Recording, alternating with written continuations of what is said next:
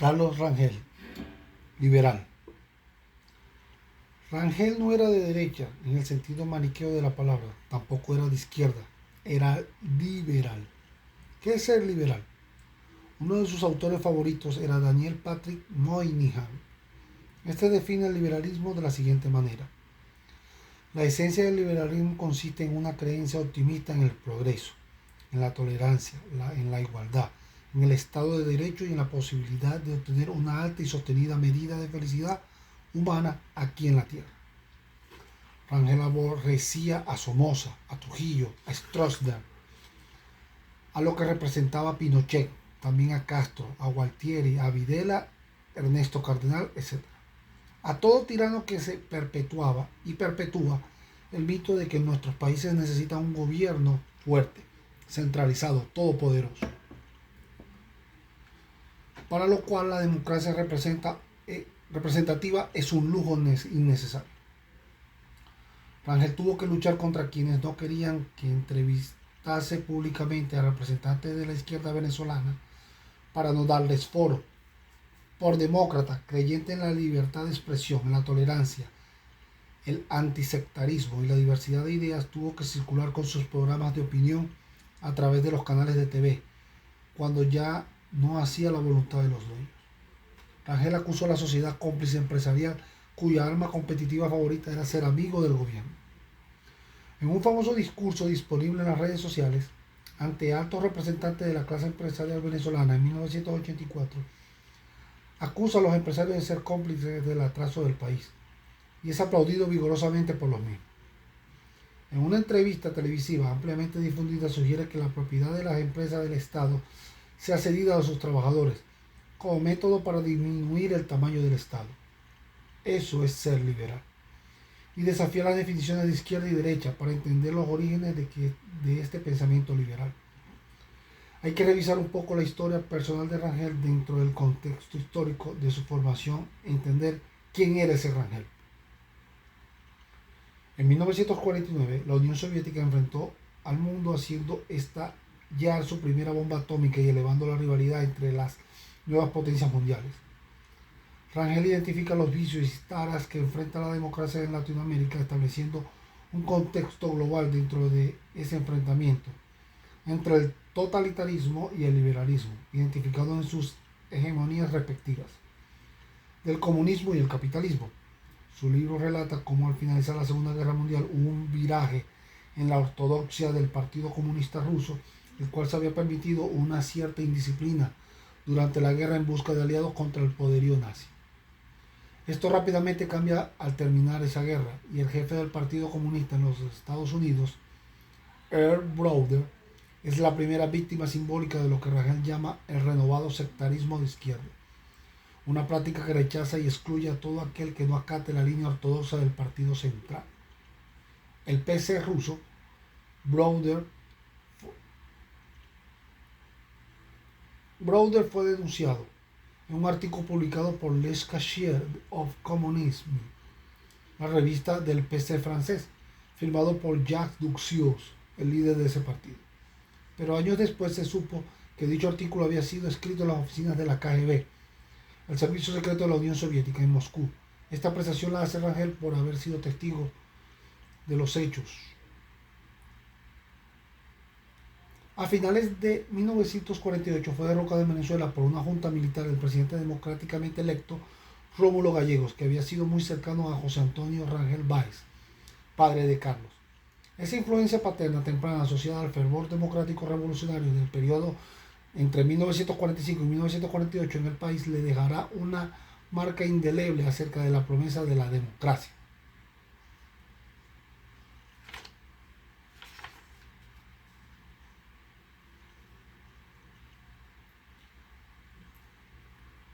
Carlos Rangel fue un gran ejemplo de aquel dicho que bien describe a su generación: el que es joven y no es socialista no tiene corazón, y el que es viejo y es socialista no tiene cerebro. En ese entonces Rangel tenía 24 años. Los Estados Unidos acababan de obliterar una pequeña isla del Pacífico con una temible bomba de hidrógeno, y el Partido Comunista Ruso perfeccionaba sus técnicas para infiltrar con propaganda subversiva al mundo occidental. El comunismo todavía no había demostrado abiertamente sus falacias internas que lo conduce insolayablemente al totalitarismo feroz y era aceptado por mucha de la intelectualidad occidental como un posible modelo económico alternativo. Los crímenes de Stalin estaban ocultos y los del régimen soviético todavía le faltaba la eventual denuncia de Solzhenitsyn. Existía un debate intelectual acerca de las bondades y defectos de los sistemas capitalistas y comunistas, debate en el cual mantenía ventaja oculta el comunismo, puesto que en su ortodoxia este no se permite la libre expresión de ideas, pensamiento y prensa. En fin, la verdadera discusión incita a la infiltración subversiva y el uso de tontos útiles, mientras que en el régimen liberal del capitalismo la autocrítica abierta es oxígeno. Es notable una participación de Rangel que describe Gómez hasta finales de 1952 en las actividades semiclandestinas en París de los exiliados políticos venezolanos. Para diciembre de ese año había sido convocado el Congreso Mundial de los Pueblos por la Paz en Viena. Dicho congreso fue un evento impulsado por el Servicio de Inteligencia ruso, la KGB, principalmente como una oportunidad para hacer propaganda en contra de los Estados Unidos, con motivo de la guerra de Corea y presidido por Jean-Paul Sartre, quien había denunciado esa guerra como una guerra entre el capitalismo y el proletariado. Esa reunión de disidentes, aun cuando con sus recuerdos Gómez la tiñe favorablemente a favor de los comunistas venezolanos, en efecto, logra lo que la dirección del PC ruso había formalizado en el Comintern de 1947, la directriz del sectarismo de izquierda, purgar matices del browderismo e indisciplina en las alianzas de otros izquierdistas, según lo denunciado por Duclos en su artículo que apenas pocos años atrás y Rangel fue testigo de esa directriz en acción. Es interesante notar que el presidente de la delegación venezolana ante el Congreso en referencia será el general José Rafael Gabaldón, opositor y perseguido por Juan Vicente Gómez, dictador de Venezuela desde 1908 hasta 1936, y fundador y primer presidente del Partido Demócrata Venezolano, PDV, uno de los primeros partidos modernos del país y asociados con Isaías Medina Angarita, el derrocado de 1945. El general Gabaldón también fue padre del guerrillero Arnoldo Gabaldón, líder destacado del periodo llamado la lucha armada en Venezuela, y que morirá accidentalmente en un campamento guerrillero en 1964. El discurso del general Gabaldón ante el Congreso se tituló En defensa de la paz y de América Latina. El dramaturgo Bertolt Brecht también participó en el Congreso y sus palabras bien pudiesen describir el futuro de los países que sufrirán atraídos por el espejismo del comunismo. La memoria de la humanidad en cuanto a los padecimientos tolerados es asombrosamente corta. Su capacidad de imaginación para los padecimientos futuros es casi menor aún.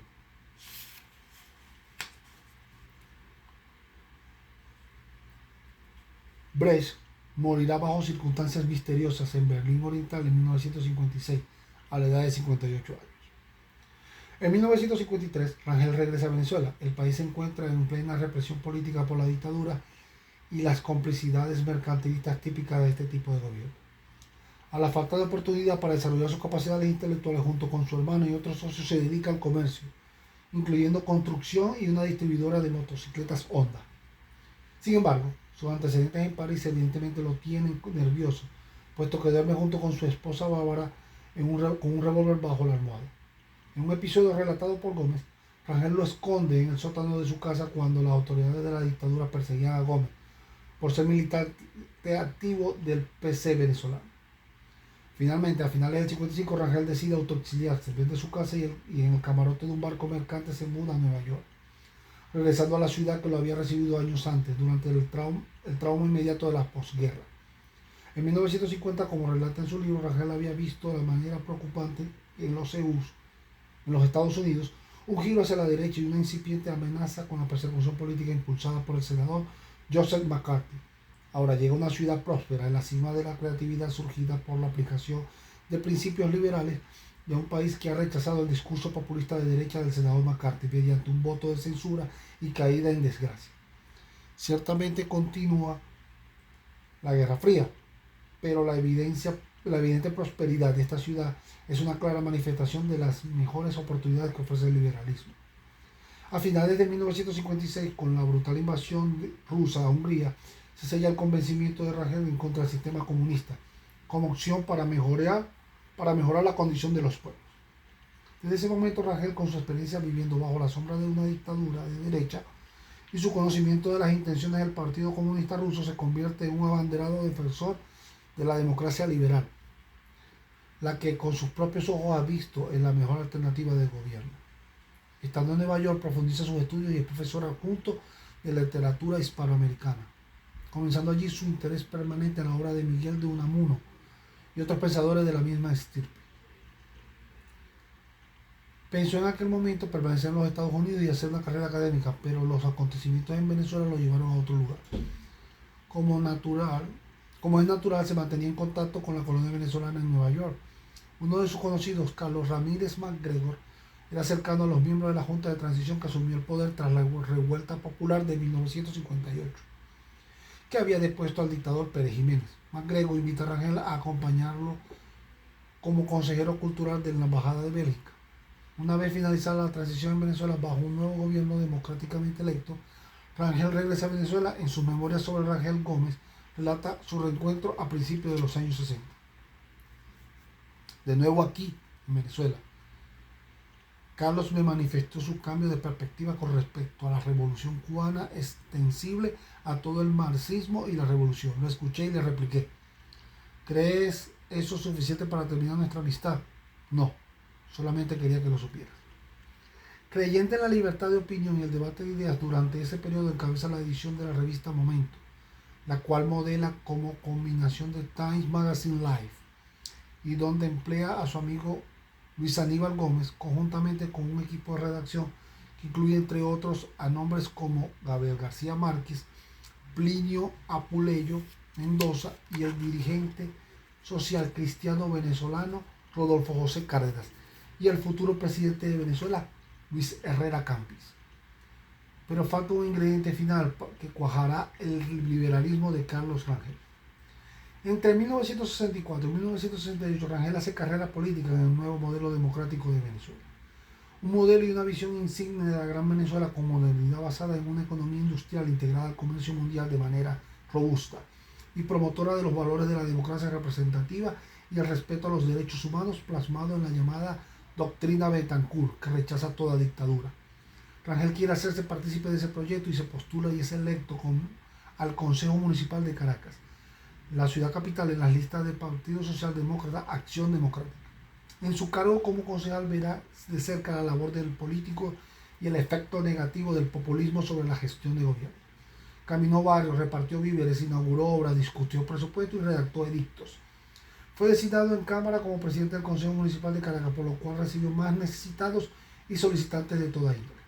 Años después, en conversación, acompañado por su segunda esposa, Sofía Inver, Rangel me comentaba que la peor parte de la vida política pública para él era tener que dar audiencia y recibir gente que venía a pedir, a pedir y a pedir. Me lo decía en parte por la frustración de no poder satisfacer las necesidades justas del ciudadano, en parte por la frustración de tener que escuchar a los privilegiados elitescos que se sienten con derecho del patrimonio nacional, y en parte por su frustración por el desarrollo del clientelismo político que ha entrenado a todos a someterse al paternalismo del Estado. Dice, abro comillas, es deprimente ver a la fila de personas en la puerta de la casa de un ministro esperando desde tempranas horas de la madrugada para tratar de darle un papelito en la mano con su pedido cuando sale en la mañana.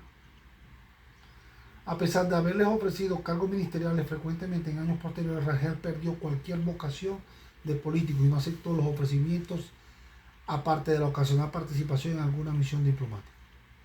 Pero lo que sí recabó de la experiencia de aquellos años de la política fue la relación causa y efecto de la consolidación de sistemas auténticamente democráticos y el Estado de Derecho, con la oportunidad de crecimiento económico y empresarial de una nación y sus ciudadanos.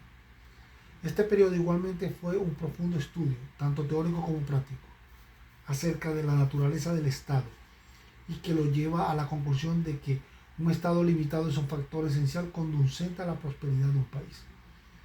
De allí parte su investigación acerca de las causas por las cuales el territorio al sur del Río Grande en relación con su vecino del norte no se puede caracterizar de otro modo sino como un fracaso.